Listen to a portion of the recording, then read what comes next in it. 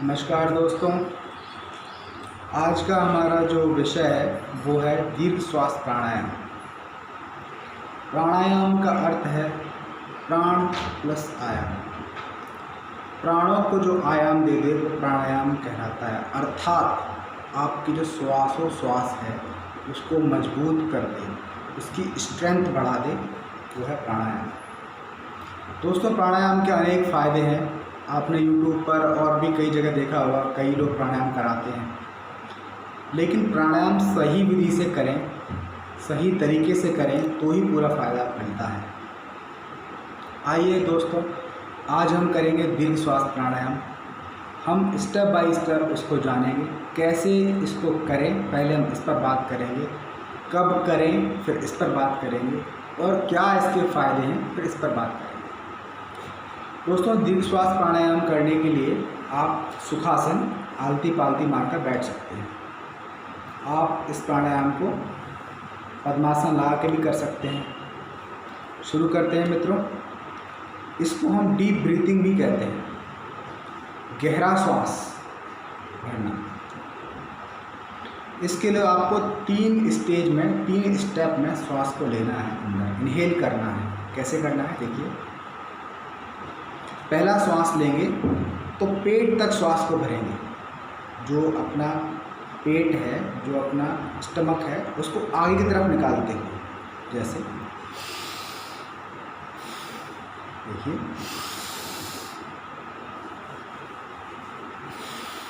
Number 1 step. Number 2 step है, श्वास भरेंगे चेस्ट के थोड़ा सा नीचे, स्टमक के थोड़े से ऊपर तक श्वास भरेंगे। यहाँ तक श्वास भर गई है, छोड़ेंगे। तीसरे स्टेप में अपर चेस्ट तक श्वास भरेंगे, चेस्ट को बाहर निकालते हैं, श्वास को एक्सहेल करेंगे। अब इसको हम तीनों स्टेप को कंबाइन करते हुए ये प्राणायाम को दोहराएंगे।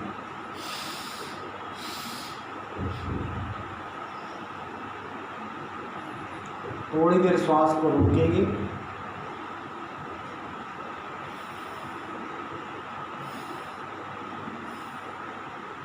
जब श्वास को एक्सहेल करेंगे दोस्तों, तो पहले अपर चेस्ट से रिलीज़ करेंगे, फिर मिडिल चेस्ट से रिलीज़ करेंगे और फिर स्टमक से रिलीज़ करेंगे।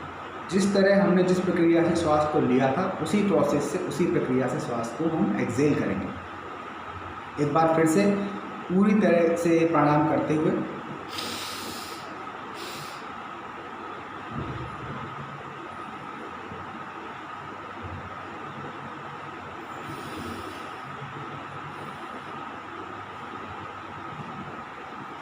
दोस्तों, इस प्राणायाम को हम कई तरीके से कर सकते हैं। आप इस प्राणायाम को जो है ऐसे भी कर सकते हैं कि एक झटकों के द्वारा आप सांस लेते हैं।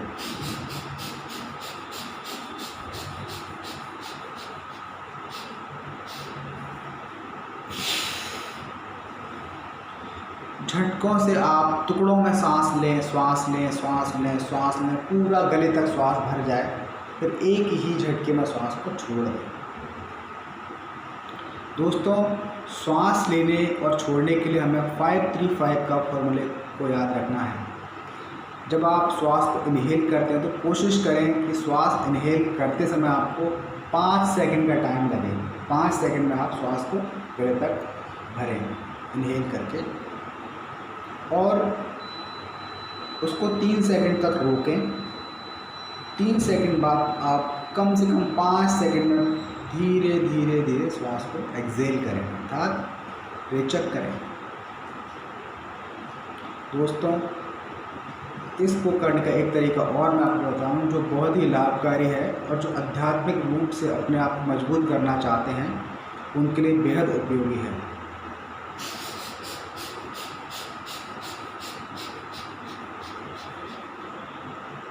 लंबा श्वास ले लें, पूरक करके इनहेल करके रिटेन करें, यानी कुंभक करें, श्वास को रोकें, आंख बंद करके मन में ओम का गुंजन करें। ओम ओम, मुंह से भी बोल सकते हैं या मन में भी बोल सकते हैं।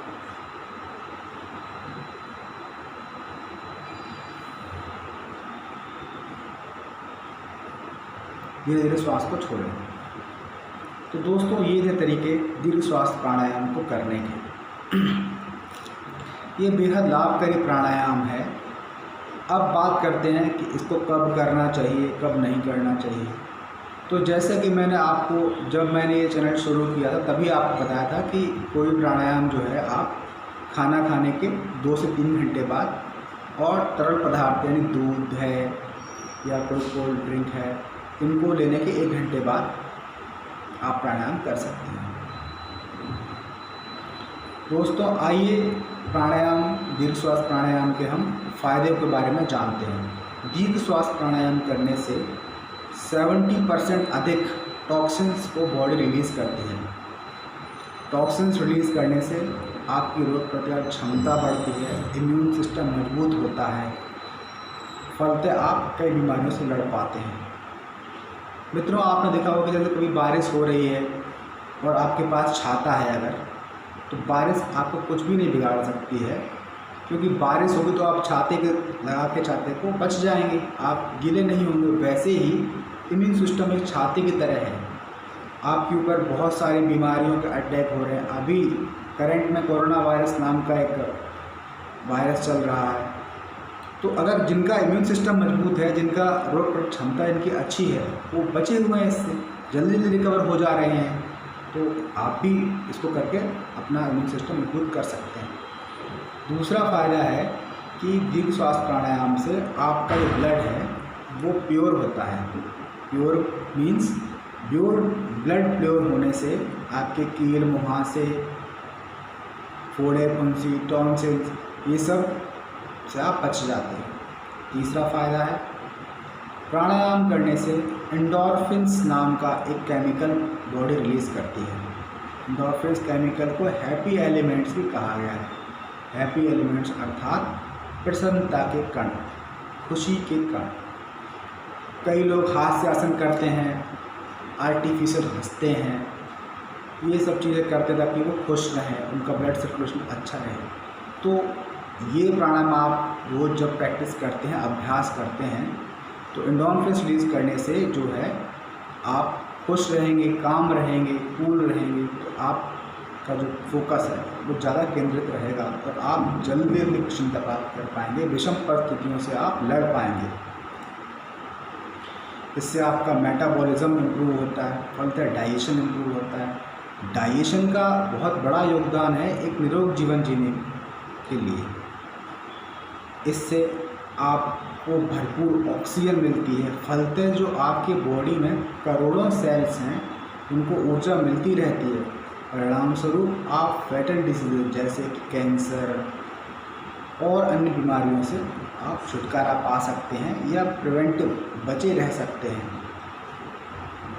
इससे आपके बॉडी में पॉजिटिविटी आती है, धनात्मक ऊर्जा बढ़ती है, फलस्वरूप आप और दृढ़ हो जाते हैं। आपके निश्चय में, आपके संकल्प में दृढ़ता आती है। और इसका फ़ायदा एक ये है कि आपकी नींद की गहराई बढ़ जाती है, आपको नींद अच्छी आती है। और नींद का लॉजिक जो है कॉस्मिक एनर्जी से संबंधित है। ऐसा कहते हैं कि जब हम सोते हैं तो हमारी बॉडी को 1.5 से 2%, 1.5 to 2.5% कॉस्मिक एनर्जी हमें सोते समय बॉडी को मिलती है यूनिवर्स द्वारा। तो जब आप प्राणायाम करते हैं तो वो कॉस्मिक एनर्जी का अमाउंट जो है, जिसे हम ब्रह्मांड ऊर्जा कहते हैं, वो बढ़कर 3 से 4 और 4 से 6% तक पहुंच जाता है, जिससे चमत्कारिक लाभ होते हैं। इससे आपको अस्थमा, बुढ़ापा नहीं आता। कई लोगों के बाल जल्दी सफ़ेद हो जाते हैं, उनसे आप बचे रहते हैं। त्वचा लटकने लगती है, उससे आप बचे रहते हैं। दीर्घ श्वास प्राणायाम करने से आपको ओवर ईटिंग नहीं करनी पड़ती ऊर्जा के लिए। कई लोग ठूँस कर खाते हैं कि हम जल्दी ऊर्जा मिले, हम जल्दी मजबूत हों, शरीर हमारा हष्ट पुष्ट हो। तो प्राणायाम करने से आंतरिक ऊर्जा इतनी मिलती है कि आपको बाहरी ऊर्जा की ज़रूरत ही नहीं पड़ती और आप जो है स्वस्थ रहते हैं। और स्वस्थ रहें, मस्त रहें, यही तो हमारा लक्ष्य है। दोस्तों, जब ये YouTube चैनल चालू किया तब मेरा मकसद था कि इसके सब्सक्राइबर बढ़ें, व्यूज़ बढ़ें, लाइक बढ़ें। लेकिन अब जब मैंने ये प्रोसेस स्टार्ट किया है, शुरू किया है, तो अब मेरा मकसद ये नहीं है। आप चैनल को सब्सक्राइब करें ना करें, लाइक करें ना करें, इससे फ़र्क नहीं पड़ेगा, लेकिन आप इस चैनल से कुछ भी प्राणायाम सीखें, कुछ भी एक भी आसन सीखें, अपने जीवन में लाएं और उसका फ़ायदा प्राप्त करें और दूसरे तक फ़ायदा पहुंचाएं। केवल दोस्तों, केवल जो है तिलक लगाकर, घंटियां बजाकर, ये सब करके ही ईश्वर की आराधना नहीं हो सकती। ईश्वर की आराधना, मानव आराधना को भी ईश्वर की आराधना कहा गया है। तो अगर हम किसी व्यक्ति का थोड़ा सा भी भला कर सकते हैं, कर पाएँ, तो ये भी ईश्वर की ही पूजा हुई एक तरह से। अब मेरा मकसद यही है कि सभी लोग स्वस्थ रहें, सभी लोग मस्त रहें और दूसरों को स्वस्थ करें, दूसरों को मस्त करें। प्राणायाम हज़ार दवाइयों पर भी भारी है। एक तरह से ये योग विज्ञान का ब्रह्मास्त्र है। इसके अनंत फ़ायदे हैं और जो मैंने आपको फ़ायदे बताए हैं वो मैंने पहले अपने ऊपर ट्राई किया है, प्राणायाम के फ़ायदे लिए हैं, तभी आपको मैंने ये प्राणायाम एक्सपोज किया है। दोस्तों, योगा सीखिए, प्राणायाम करिए, स्वस्थ रहिए और मस्त रहिए। इसी आशा के साथ मैं आपको आज की कहानी शेयर करता हूँ।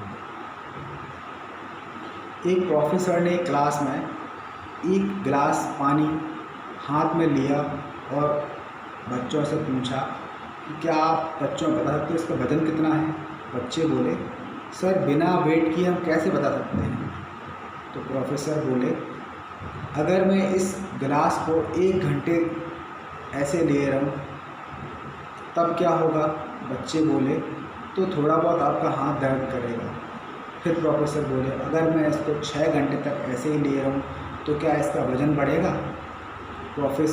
बच्चे बोले, नहीं सर, पता नहीं क्या होगा, वज़न बढ़ेगा या नहीं बढ़ेगा, बट आपका हाथ और ज़्यादा दर्द करने लगेगा। फिर प्रोफेसर बोले, अगर मैं 24 घंटे तक इसको ले रहा हूँ तब क्या होगा? तब कुछ छात्र हंसे और बोले, आपको हो सकता है पैरालिसिस हो जाए, आपका हाथ पैरालाइज हो जाए। तभी प्रोफेसर रुके और उन्होंने बोला, बच्चों, मैं यही तुम्हें जीवन की सीख देना चाह रहा था। जीवन में जो कठिनाइयाँ आती हैं वो थोड़े समय के लिए उनका चिंतन करना तो ठीक है, लेकिन जब हम उनमें ज़्यादा चिंतन करने लगते हैं तो वो हमें मानसिक तनाव देने लगती हैं, और जब हम उसको दिन रात सोचने लगते हैं उसी के बारे में, तो कहते हैं चिंता चिता समान। तो हमारा मानसिक, आध्यात्मिक, भौतिक सारा संतुलन बिगड़ जाता है और फलस्वरूप जो ग्रोथ हमें जीवन में करनी थी, जो काम हमारे अधूरे थे, जो हमें पूरे करने थे, वो हम ना करके बीच में उलझ के ही रह जाते हैं। इसलिए दोस्तों, जब भी आप सोने जाएं तो जैसे प्रोफेसर ने गिलास नीचे रख दिया, ऐसे ही सोने से पहले सारी चिंताएं, सारे दुखों को नीचे रखते हुए, चिंता छोड़ते हुए, ईश्वर को धन्यवाद देते हुए सोएं, गहरी नींद लें, 4-5 बार डीप ब्रीथिंग करें। जैसा मैंने बताया, आप इसको सोने से पहले भी कर सकते हैं। आप सीधे लेट जाएं, श्वासन की स्थिति में लंबा श्वास भरें, 5-3-5 5-3-5 का फॉर्मूला है। 5 सेकंड में श्वास लें, 3 सेकंड तक उसको रोकें और 5 सेकंड्स में उसको एक्सहेल करें। अगर आप ऐसा करते हैं तो आपको संपूर्ण फ़ायदे होंगे, निश्चित होंगे। मुझे हुए तो आपको भी होंगे ही होंगे। आप भी प्राणायाम करें, आप भी योग सीखें, दूसरे को भी सिखाएं, आप भी स्वस्थ रहें, दूसरे को भी स्वस्थ करें। जीवन हमारा है तो स्वस्थ और मस्त रहे, इसी आशा के साथ मैं इस वीडियो को आज ख़त्म करता हूँ। आज के लिए दोस्तों इतना ही। नमस्कार।